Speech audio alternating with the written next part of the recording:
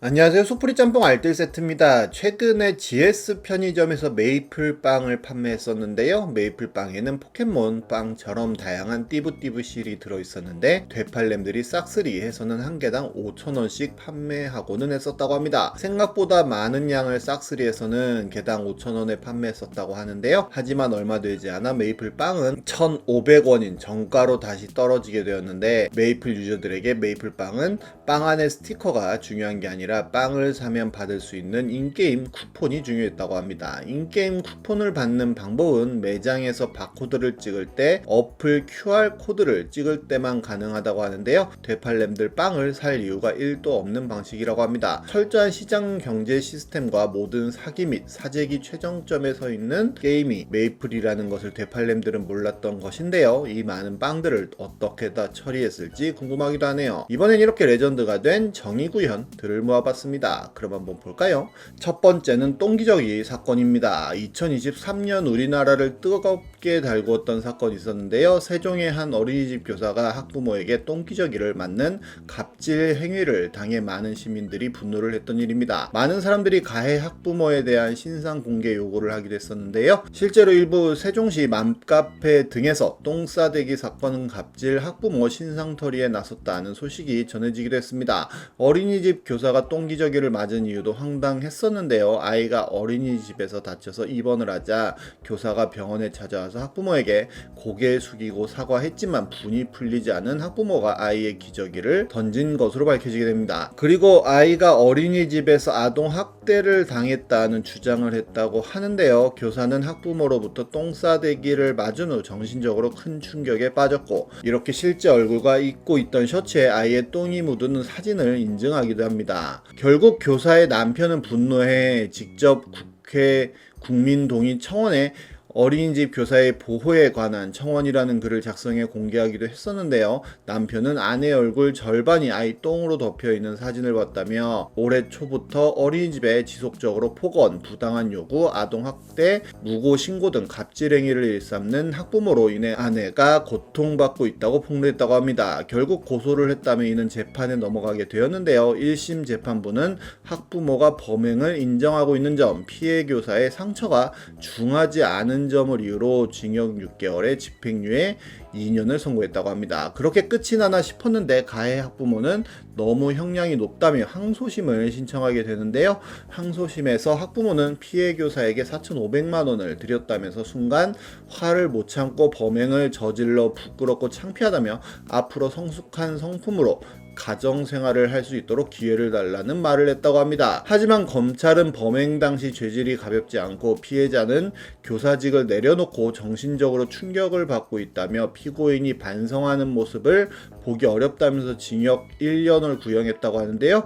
결과적으로 항소심에선 검찰의 항소를 재판부가 받아들여 가해 여성에게 실형을 선고했는데, 재판부는 피고인은 단순히 기저귀를 던진 것이 아니라 피해자 안경이 부러지고 얼굴과 머리카락, 상의, 안경 렌즈에 상당한 대변이 묻을 정도로 피해자 얼굴에 기저귀를 비빈 것은 범행 죄질이 나쁘다고 판단된다며 피해자가 공탁금을 수락하지도 않았고 현재까지도 엄벌에 처해달라는 의사표시를 하는 만큼 피해자가 피해 회복을 했다고 보기 어렵고 피해자에게 사죄하며 반성하지도 않았다며 실형 6개월이 최종 선고되었다고 합니다. 판결이 선고되자 가해 여성은 저에겐 어린 두 자녀가 있고 아이를 키워줄 사람이 없다며 기회를 달라며 오열하며 쓰러졌다고 하는데요.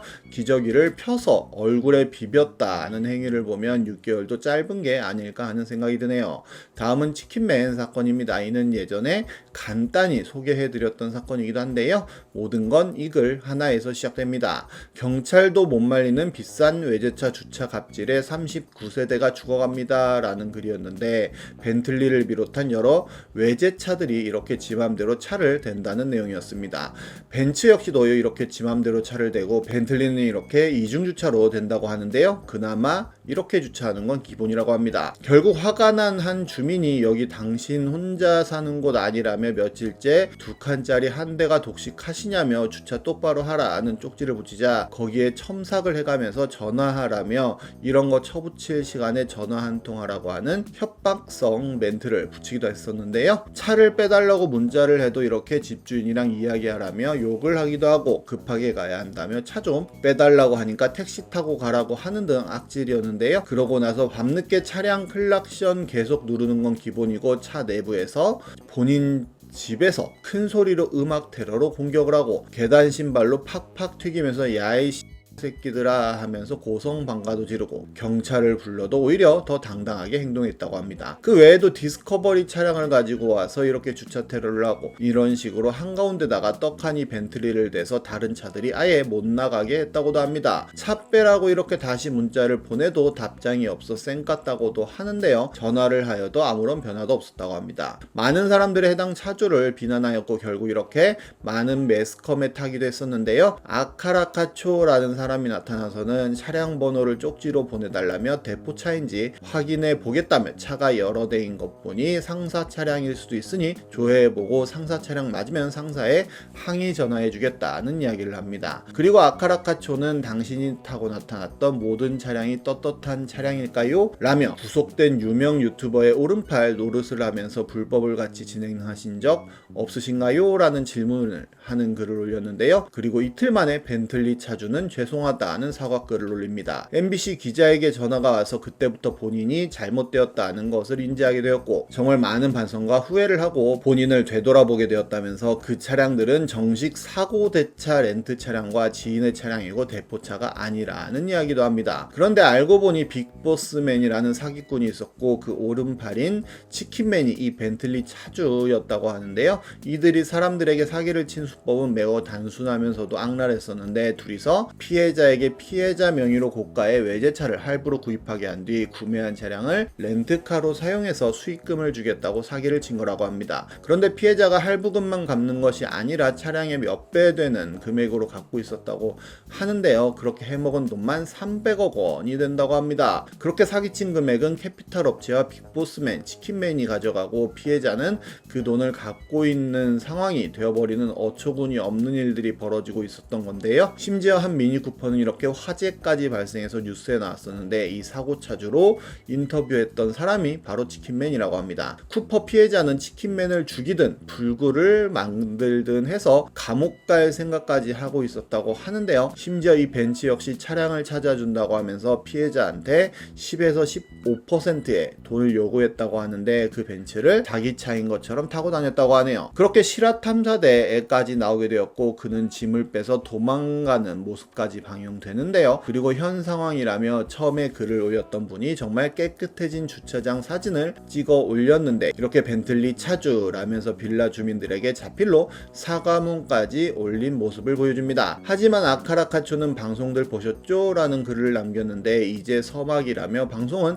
10분의 1도 안 깐 거라며 근간에 자세한 내용이 또 제작될 거라는 예고글을 남깁니다. 결국 부산경찰청 강력범죄수사대는 치킨맨을 포함해 대포차 유통 사기 일당 57명을 모두 검거하는 데 성공하였는데요. 알고 보니 치킨맨은 텔레그램을 통해 마약을 밀수, 제조 및 판매를 하기도 하고 치킨맨이 어렸을 때 알바를 했던 스마트 교복집 사장님에게도 사기를 치는 등 정말 많은 범죄를 저질렀던 것으로 드러나게 됩니다. 심지어 치킨맨의 상사인 빅보스맨은 뇌물로 경찰에게 차량을 제공했던 것까지 드러나게 됩니다. 결국 주차 갑질 하나가 대포차 일당 검거는 물론 경찰 뇌물까지 밝혀내는 나비 효과로 번져나가게 된 사건으로 역사에 기록되게 됩니다. 2017년 한 공시생은 장애인 주차장에 차를 댄 걸 신고했다는 글을 클리앙에 올렸는데요.